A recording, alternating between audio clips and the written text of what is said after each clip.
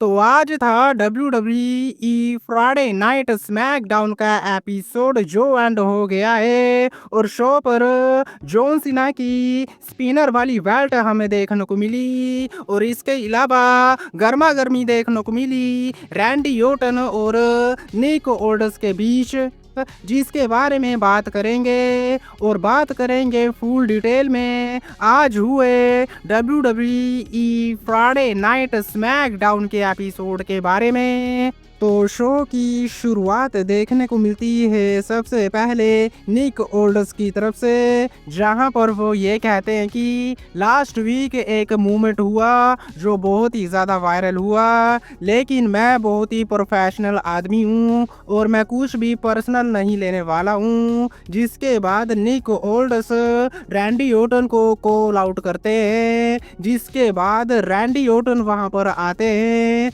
और Randy Orton ये कहते हैं कि देख भाई, मैंने तुझे पहले ही एडवांस में वार्न कर दिया था कि तुझे आरकेओ पड़ सकता है और डबल फाइन कर दिया था, तो ऐसे में अब हिसाब बराबर है और रेसलमेनिया में मेरा मैच नहीं हो रहा है, तो ऐसे में मेरा दिमाग खराब हो गया था। लेकिन मैं तुझे बताना चाहता हूँ, मुझे रेसलमेनिया में कंप्लीट करना है।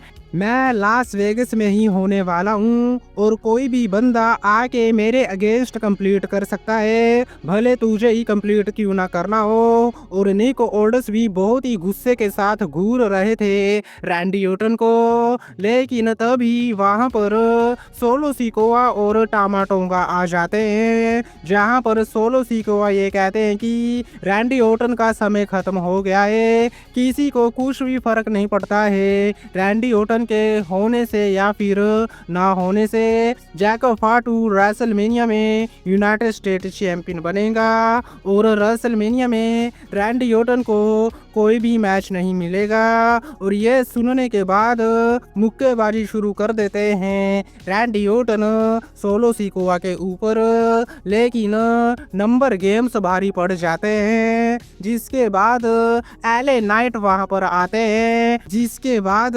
रैंडी ओटन और एले नाइट दोनों मिलकर मार के भगा देते हैं सोलो सिकोआ और टामाटोंगा को। जिसके बाद LA Knight tag team match के लिए चैलेंज कर देते हैं सोलो सिकोआ और टामाटोंगा को।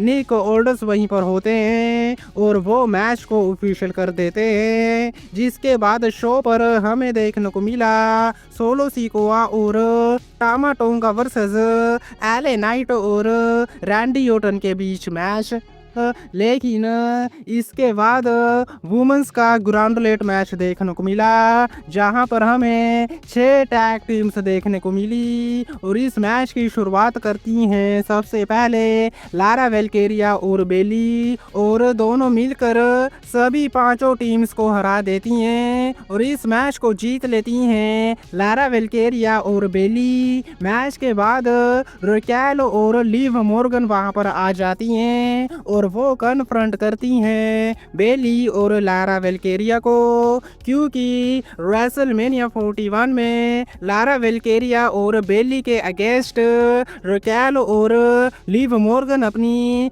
टैग टीम चैंपियनशिप को डिफेंड करने वाली हैं। इसके बाद फेस ऑफ देखने को मिला डेमिन प्रीस्ट और ड्रू मैकिंटायर के बीच। सबसे पहले डेमिन प्रीस्ट रिंग में आते हैं, लेकिन पीछे से आकर ड्रू मैकिंटायर ब्रूटल वे में अटैक करना शुरू कर देते हैं डेमिन प्रीस्ट के ऊपर।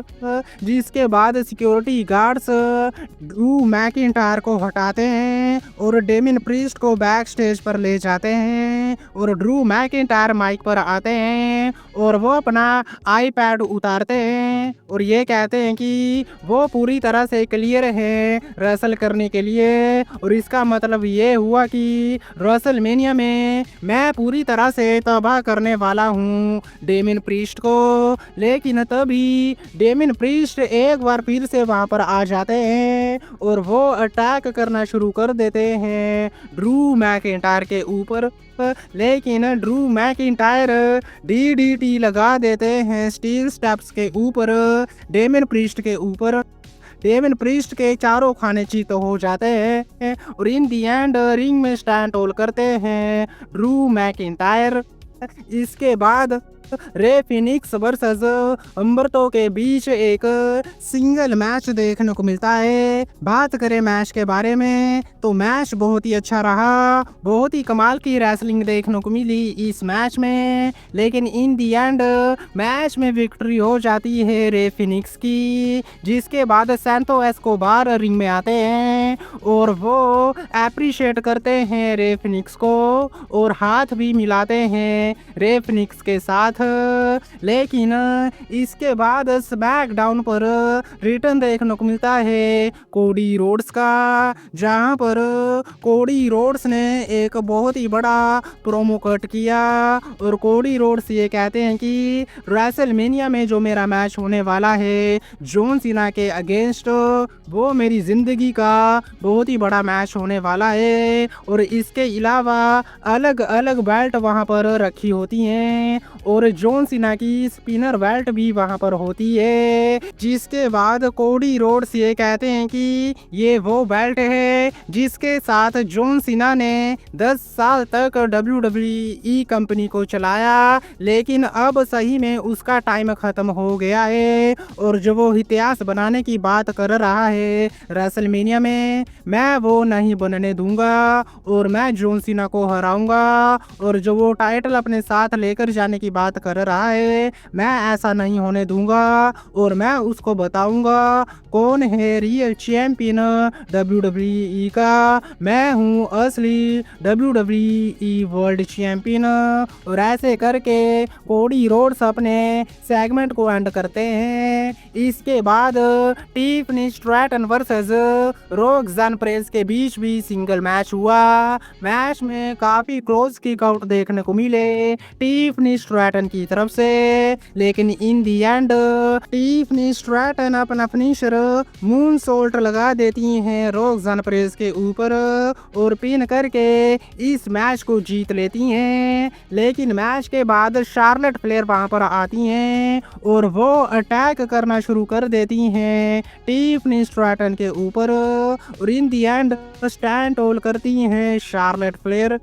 लेकिन सही बताऊं तो वो वाला मज़ा नहीं आ रहा है इन दोनों की स्टोरी लाइन में जो आना चाहिए था। लेकिन खैर बात करें शो के मेन इवेंट के बारे में तो यहाँ पर the blood line versus Randy Orton और एले नाइट के बीच टैग टीम मैच देखने को मिलता है। बात करें मैच के बारे में तो मैच में सोलो सिकोआ की तरफ से हमें समोन स्पाइक और समोन ड्रॉप देखने को मिले।